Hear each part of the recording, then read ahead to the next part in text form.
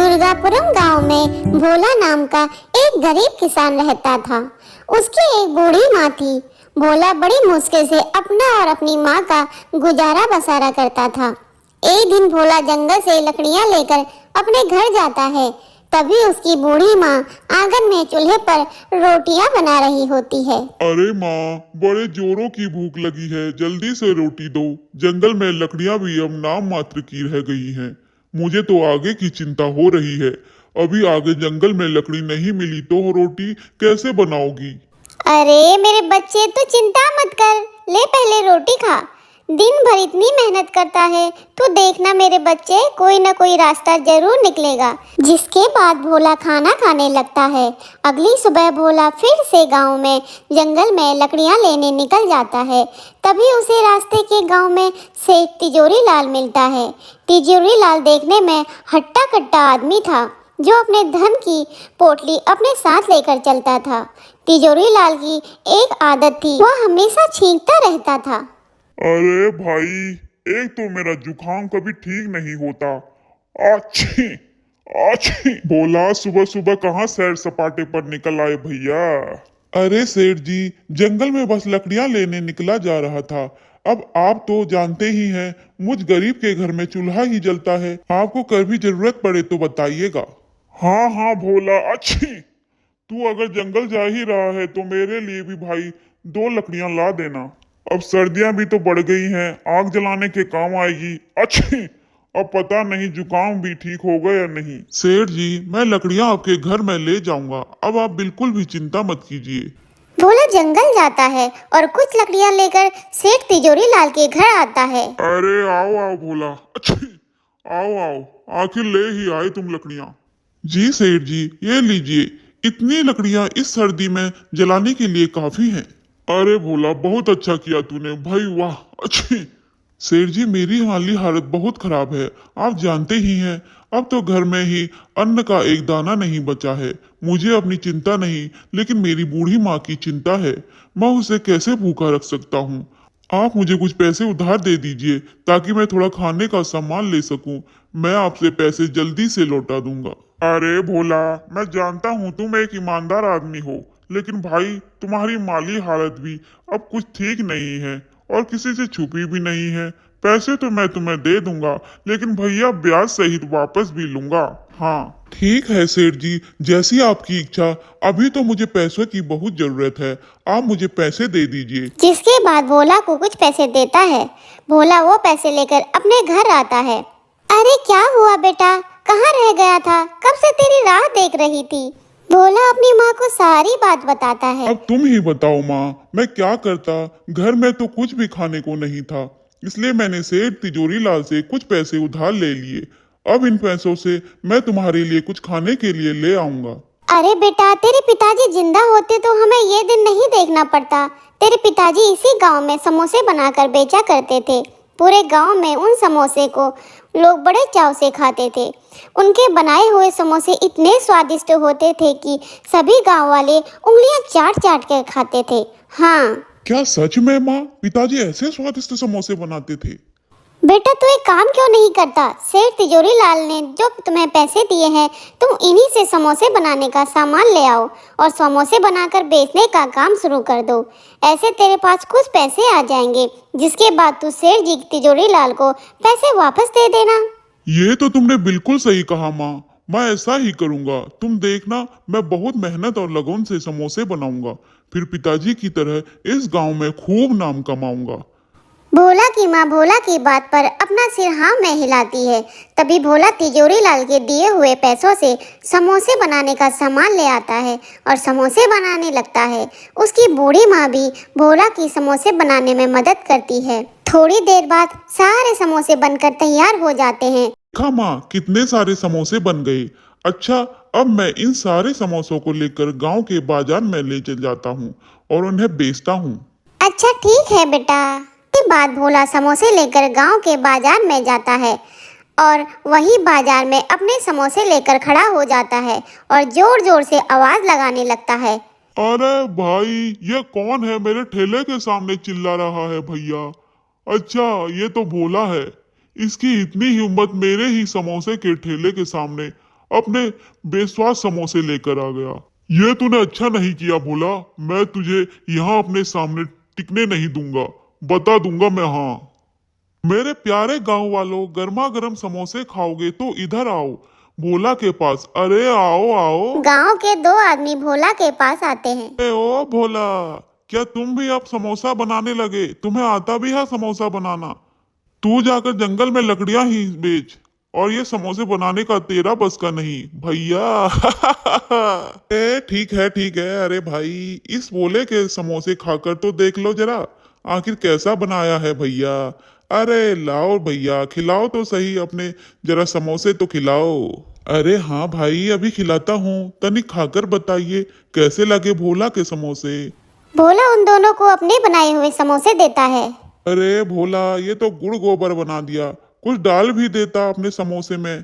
कुछ नहीं डाला है, ना नमक लगा है और ना मिर्ची। छी छी छी छी, सारा मूड और सारा स्वाद खराब कर दिया भैया। तभी दूसरा आदमी बोलता है। अरे भाई, ऐसे बेस्वाद और खराब समोसे तो हमने कभी नहीं खाए भैया। क्या भोला भाई, समोसे आते नहीं है बनाने तो क्यों बेचते हो भाई? तभी सामने के ठेले से आवाज आती है, जो सामने समोसे बेचने वाले कालू की थी। अरे भाई, यहाँ आओ मेरे ठेले पर। अरे कहाँ आप भी इस बोले के ठड्डू से समोसे खाने लगे? यहाँ आओ मेरे भाइयों, मैंने बनाए हैं मजेदार समोसे, एक नंबर के स्वादिष्ट गर्मा गर्म समोसे। आओ भैया आओ, मेरे समोसे खाओ। आओ भैया आओ। तभी दोनों आदमी सामने वाले की दुकान पर चले जाते हैं। भोला यह देखकर बहुत दुखी होता है और अपने घर आ जाता है। अरे आ गया बेटा, क्या हुआ? तेरे बनाए समोसे गांव वालों को पसंद आए या नहीं? नहीं माँ, गांव वाले बोलते हैं मेरे समोसे में कोई मजा नहीं है। सेठ जी ने जितने भी पैसे उधार दिए थे, उनका मैं जितना समोसा बनाने का सामान था ले आया हूँ। अब और बाकी की सामग्री मैं कहाँ से लाऊं जिससे समोसे स्वादिष्ट हो जाएं? अरे तो चिंता मत कर मेरे बच्चे, तेरी ईमानदारी और मेहनत को देखकर मुझे भगवान पर पूरा भरोसा है, वह कुछ जरूर अच्छा रास्ता दिखाएंगे। अगले दिन सुबह तिजोरी लाल अपने कुछ लठैत नौकर को लेकर भोला के घर आता है। अरे भोला कहाँ है? बाहर आ, मेरे पैसे लेकर बैठ गया है। अच्छे। तभी भोला अपनी माँ के साथ बाहर आता है। माफ कर दीजिए सेठ जी, आपके जो पैसे उधार लिए थे उनसे मैंने समोसे बनाकर बेचने का काम शुरू कर दिया, लेकिन मेरे बनाए समोसे किसी ने अभी तक नहीं खरीदे। मालिक, मेरे पास कुछ पैसे आए तो मैं आपके पैसे लौटा दूंगा। देख भोला, वह सब मैं नहीं जानता हूँ। हाँ, तेरे बनाए समोसा का क्या भरोसा, कोई खरीदेगा भी या नहीं। मुझे तो मेरे पैसे ब्याज समेत चाहिए। हाँ, नहीं तो अपना घर दे दे मुझे। जब तेरे पास पैसे होंगे आकर छुड़ा लेना अपना घर, समझा? अच्छे। नहीं नहीं सेठ जी, ऐसा मत कीजिए। मुझ गरीब के पास यही तो एक सहारा है। मैं अपनी बूढ़ी माँ को लेकर कहाँ जाऊंगा? नहीं नहीं सेठ जी, ऐसा मत कीजिए। सेठ भोला की एक बात नहीं सुनता। वह अपने साथ लाए नौकरों से भोला के घर का सामान बाहर आंगन में फेंकवा देता है और वहां से चला जाता है। भोला और उसकी माँ वहीं घर के आंगन में उदास बैठ के रो रहे थे। थोड़ी देर बाद भोला फिर से अपने वही बनाए समोसे लेकर बाजार में जाता है। वहाँ चुपचाप उदास मन से फिर से उसके बनाए समोसे खरीदने का इंतजार करता है। तभी एक बूढ़ा आदमी भोला के सामने वाले समोसे के ठेले पर आता है। बूढ़ा आदमी, बेटा कई दिन से भूखा हूँ, अभी एक लंबी यात्रा में लौटा हूँ, मुझे कुछ खाने को दे दो, भगवान तुम पर बड़ी कृपा करेगा बेटा। अरे ओ बुढ़े, क्या खाम खा मेरा टाइम खोटी कर रहा है? देख नहीं रहा कितनी भीड़ हो रही है? जा यहाँ से, बाद में आना। चल जा यहाँ से, पता नहीं कहाँ कहाँ से आ जाते हैं। बूढ़ा आदमी कालू की ऐसी बातें सुनकर बहुत दुखी मन से वहाँ से भोला के पास आता है। बेटा तुम कुछ खाने को दे दो, जोर से भूख लगी है। मेरे पास पैसे तो नहीं है खाने को, कुछ दे दो बेटा। अरे हाँ हाँ, क्यों नहीं बाबा जी, मुझे आपसे कोई पैसा नहीं चाहिए। रुकिए, मैं आपको बनाए हुए समोसे खाने को देता हूँ। कोई मेरे बनाए समोसे लेता ही नहीं, क्योंकि यह स्वादिष्ट नहीं होते, इसलिए आप इन्हें खाकर अपनी भूख मिटा सकते हैं। जिसके बाद भोला उस आदमी को समोसे खिला देता है। समोसे खाने के बाद बूढ़ा आदमी। अरे वाह वाह बेटा, तुम्हारा बहुत बहुत धन्यवाद। समोसा खाकर मेरी आत्मा तृप्त हो गई। वाह वाह, बड़ा स्वादिष्ट था। क्या सच में आप सच बोल रहे हैं? मेरा बनाया समोसा इतना स्वादिष्ट है बाबा? अरे हाँ हाँ बेटा, अगर तुम्हें मेरी बात पर यकीन नहीं आता तो खुद चख कर देख लो। तभी भोला अपने बनाए समोसे खाकर देखता है और खाने के बाद अच्छा बाबा जी, ये तो बहुत स्वादिष्ट है। ये सचमुच बड़े ही लाजवाब हैं। मैंने तो इसमें ऐसा कुछ भी नहीं मिलाया जिससे कि ये इतने स्वादिष्ट और मजेदार हो जाएं। ये कैसे हुआ बाबा जी? बेटा, यह सब तुम्हारे सच्चे हृदय की वजह से हुआ। तुमने इतनी मेहनत और मुश्किल में रहकर भी मेरी मदद की। तेरे बनाए समोसे की वजह से मेरी भूख शांत हुई। मेरे लिए इस संसार में सबसे स्वादिष्ट समोसा यही है बेटा। इस गांव में तेरे बनाए समोसे सबसे स्वादिष्ट और मजेदार लगे, इसके लिए तुझे एक जादुई जड़ी बूटी देता हूँ। तुम जब भी समोसे बनाकर बेचो तो जादुई जड़ी बूटी को अपने समोसे में मिला देना, जिसके बाद सभी गांव वाले बस तुम्हारे ही समोसे बनाए हुए खाएंगे।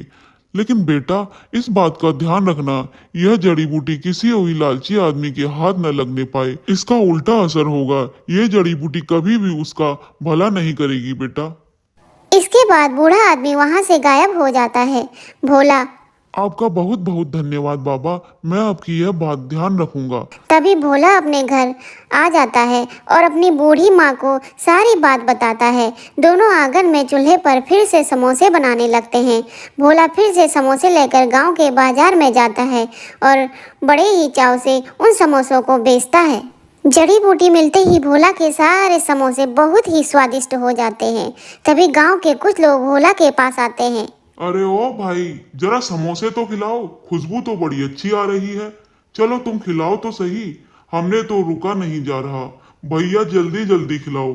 हाँ हाँ भाइयों, क्यों नहीं, ये लीजिए, अभी देता हूँ मेरे बनाए समोसे। भोला उन सबको समोसे देता है। सभी समोसे खाने लगते हैं। एक आदमी। अरे भाई, क्या डाला है इसमें? अरे वाह, बड़े ही स्वादिष्ट भरे लग रहे हैं। वाह वाह भैया, मजा आ गया। अरे सच में बोला भाई, ऐसे समोसे तो हमने कभी नहीं खाए भैया। अरे भाई, मौज कर दी मौज। अरे भैया, जरा 10 समोसे मेरे घर के लिए भी बांट देना। भैया बहुत ही बढ़िया, बहुत ही मजेदार समोसे बनाए हैं। मजा आ गया भाई तेरे समोसे खा के, वाह वाह। थोड़ी ही देर में भोला के समोसे की खुशबू पूरे बाजार में फैल जाती है और देखते ही देखते भोला की दुकान पर भीड़ लग जाती है। भोला के सारे समोसे बिक जाते हैं। अब भोला रोज समोसे बनाकर बाजार में बेचता, जिसके बाद भोला समोसे पूरे गांव में सभी लोगों को बहुत पसंद आते हैं। देखते ही देखते भोला अपनी बड़ी सी दुकान ले लेता है। कुछ दिन बाद। सेठ जी, ये लीजिए आपके पैसे जो मैंने उधार लिए थे। अब आप मेरे घर को सौंप दीजिए। अरे भोला, बड़े जल्दी पैसों का इंतजाम कर लिया। बहुत कमाई हो रही है आजकल तेरी। इतने जल्दी पैसे का भी इंतजाम कर लिया। मुझे क्या, चलो मुझे पैसे चाहिए थे। अच्छे, लाओ पैसे मिल गए मुझे। एक तो मेरी नाक भी ना रुकती नहीं। अब भोला और उसकी माँ आराम से अपना जीवन बिता रहे थे। भोला रोज अपनी दुकान पर खूब समोसे बनाता। पूरे दिन भोला की दुकान पर खूब भीड़ लगी रहती। यह सब देखकर कालू की जान जल रही थी। अब कालू के समोसे गांव में कोई नहीं खाता, सब भोला की दुकान पर जाते। एक दिन। अब तो मेरे ठेले पर कोई नहीं आता, गांव वाला समोसा खाने नहीं आता, सब इस भोला के पास जाते हैं। नहीं नहीं, अब बस बहुत हुआ। इस भोला को सबक सिखाना ही पड़ेगा। आखिर ये अपने समोसे ऐसे कैसे बनाता है जिससे कि इसके समोसे की इतनी बिक्री होती है, इसका पता लगाना ही होगा। अगले दिन जब वह भोला अपनी दुकान पर समोसे बनाकर अपने बाबा की जड़ी बूटी मिला रहा था, तो यह सब कालू चुपके से देख रहा था। कालू। अच्छा, ये राज है। इस भोला के इतने स्वादिष्ट समोसे इसी से होते हैं। अब मैं भी देखता हूँ तेरे समोसे कौन खाता है। तुझे तो अच्छा सबक सिखाऊंगा भोला। तभी कालू रात में भोला की दुकान में जाता है और वह जादुई जड़ी बूटी चुरा लेता है। अगली सुबह भोला अपनी दुकान पर आता है, लेकिन उसे अपनी जड़ी बूटी कहीं नहीं दिखाई देती। अरे ना जाने ये मेरी जड़ी बूटी कहाँ चली गई, न जाने मिल भी नहीं रही। अरे आज तो मजा ही आ गया। अपने बनाए हुए समोसे में भोला की यह जड़ी बूटी मिलाऊंगा, फिर देखता हूँ कौन जाता है भोला की दुकान पर। लाओ भाई कालू, आज समोसे भोला की दुकान पर नहीं, आपकी दुकान पर खाते हैं। भैया भूख बहुत तेज लगी है, तो भाई अपने बनाए समोसे खिला दो। हाँ हाँ भाई, क्यों नहीं। आज ऐसे समोसे खिलाऊंगा कि स्वाद ही भूल नहीं पाओगे। हाँ। तभी कालू अपने बनाए समोसे में जड़ी बूटी मिलाता है। तभी कालू मन ही में सोचता है, अरे वाह कालू, आज तो तेरी चांदी ही कट जाएगी। हाँ, इस जड़ी बूटी से कमाल समोसे बनेंगे और कितने सारे पैसे आ जाएंगे। तो मेरे वाह वाह, ये सब सोचकर ही मुझे इतनी खुशी हो रही है। बड़े भैया, मजा ही आ जाएगा। कालू जैसे ही उस आदमी को समोसे देने लगता है, सारे समोसे काले पड़ जाते हैं। उसमें बहुत सी गंदी बदबू आने लगती है। आदमी अरे छी छी कालू, अरे छी छी, कैसे समोसे बनाए हैं भैया, एकदम काले। और देखो कितनी बदबू आ रही है। ओह! अरे भाई, तूने अच्छा नहीं किया। छी छी, तुम्हारे अच्छे समोसे नहीं हैं। पहले ही बता देता अच्छे समोसे नहीं बनाने थे तो अब कभी नहीं आएंगे तुम्हारी दुकान में। बता रहे हैं कालू। अरे भाई, मेरे तो कुछ भी समझ में नहीं आ रहा, ये सब कैसे हुआ, कुछ समझ नहीं आ रहा। अभी देखते ही देखते कालू के ठेले में आग लगने लगती है और कुछ ही देर में उसका पूरा ठेला राख हो जाता है। अरे अरे अरे, ये क्या हो गया। मेरा तो सारा ठेला ही जलकर राख हो गया। लगता है यह सब उसी जड़ी बूटी के कारण हुआ। हाय हाय हाय, ये मैंने क्या कर दिया।